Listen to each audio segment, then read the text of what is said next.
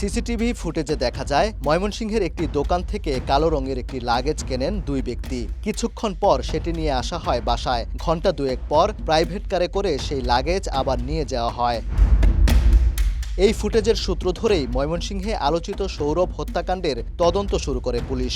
বেরিয়ে আসে নিহতের চাচা ইলিয়াস উদ্দিন ও তার শ্যালক আহাদুজ্জামান ফারুকের সংশ্লিষ্টতা। চাচাতো বোনকে বিয়ে করার জেরেই হত্যার শিকার ওমর ফারুক সৌরভ। গোপন বিয়ে হয়েছে পরিবারের অমতে, এই বিষয়টা তারা ভালোভাবে নিতে পারেনি। এই জন্য ছেলেকে বা বাতিজা যে ছেলেকে ডিসিস্টকে সে হুমকিও আছে, হুমকির রেকর্ডও আমাদের কাছে রয়েছে। তবে যার জন্য ঘটেছে এত কিছু, সেই ইভা সম্পর্কে বেরিয়ে এসেছে চাঞ্চল্যকর তথ্য।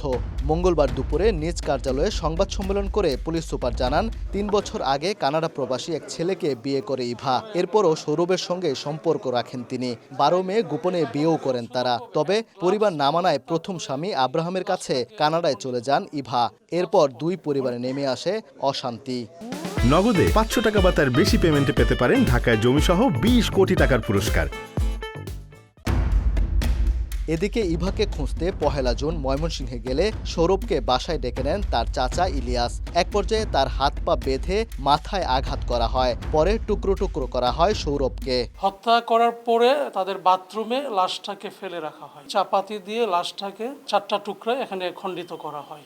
হত্যার পর মরদেহের পরিচয় লুকাতে চতুরতর আশ্রয় নেয় খুনিরা। তুলে ফেলা হয় হাতের আঙুলের চামড়া। তবে শেষ রক্ষা হয়নি জড়িতদের। ডিবি ও থানা পুলিশের যৌথ অভিযানে গ্রেফতার হয় চাচা ইলিয়াস উদ্দিন, ফারুক ও চালক হান্নান।